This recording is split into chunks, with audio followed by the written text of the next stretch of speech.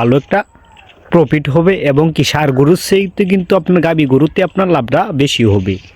কারণ যে পরিমাণ দানাদারের খাদ্যের দাম, কিন্তু একটা ষাঁড় গরুকে আপনি যে পরিমাণ দানাদার খাদ্য খাওয়াতে হয়, কিন্তু একটা গাভী গরুকে সে পরিমাণ কিন্তু খাদ্য খাওয়াতে হয় না।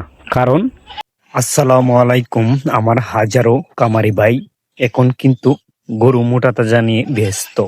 কিন্তু আমরা সবাই ভাবি যে ষাঁড় গরুর মাধ্যমে মোটা তাজা করলে বেশি লাভবান হওয়া যায়, কিন্তু না। আপনি কোরবানি ঈদে কিন্তু আপনার হাড্ডি সার গাভীও যদি আপনি মোটা তাজা করে হাটে নিয়ে তুলতে পারেন, ইনশাল্লাহ আপনার এখানেও কিন্তু ভালো একটা প্রফিট হবে এবং কি ষাঁড় গরুর চাইতে কিন্তু আপনার গাভী গরুতে আপনার লাভটা বেশি হবে।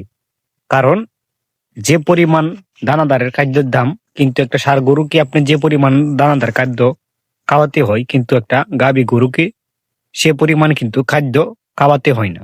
কারণ একটা গাভী গরু কিন্তু আপনার বেশি পরিমাণে দানাদার খাবার লাগে না মোটা তাজা হইতে, কিন্তু একটা ষাঁড় গরু কিন্তু আপনার প্রচুর পরিমাণ তাকে খাবার দিতে হয়।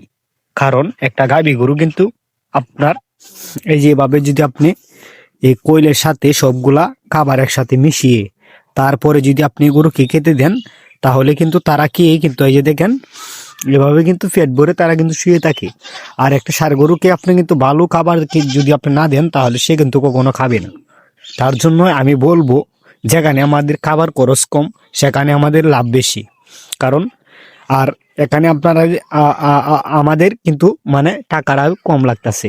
কারণ এখন আমরা 70,000, 80,000, 1 লাখ টাকা যেখানে কাটিয়ে আমরা 20-30 হাজার টাকা লাভ করতে পারবো, সেখানে আমরা মাত্র 50,000 টাকা আপনি ইনভেস্ট করে এখান থেকে আপনি 20,000 টাকা ইনকাম করা সম্ভব, যদি আপনি হাড্ডি সার গাভী মোটা তাজা করেন।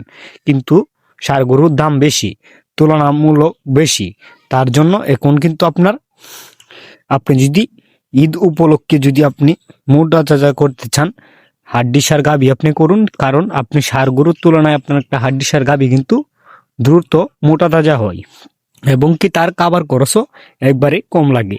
যে একবারে রোগা সুগা এরকম হাড্ডি সার বকনা বলেন, হাড্ডি সার গাভী বলেন, এরকম কিন্তু আপনারা রোগা সুগা দিকে একবারে শুকনা যেগুলো আছে বাজারে রিজেক্ট যেগুলা গরু বকনা, সেগুলো আপনারা কিনতে পারেন। দেখেন এই বকনাটাকে আপনারা দেখেন, তার শরীরের চেহারার অবস্থা দিনে দিনে। আমি আনছিলাম এর চেয়েও কিন্তু আরো রোগা সুগা, মাত্র 35,000 টাকা দিয়ে।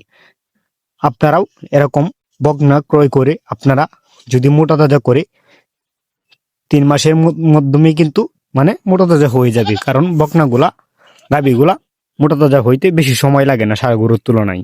তার জন্য প্রতিটা খামারি ভাইকে বলবো যে আপনারা যারা গরুর খামার করে আপনারা লাভবান হতে না পারেন, আপনারা মোটা তাজা করেন।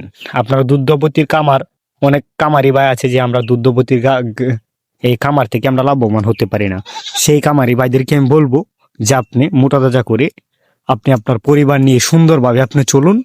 এরকম দেখি আপনি 1.5 লক্ষ টাকা দিয়ে আপনি 3টা বকনা কিনবেন 50,000 করে, একবারে হাড্ডি যেগুলা দেখা যায় এরকম হাড্ডি বকনা দিয়ে আপনি খামারটা শুরু করুন।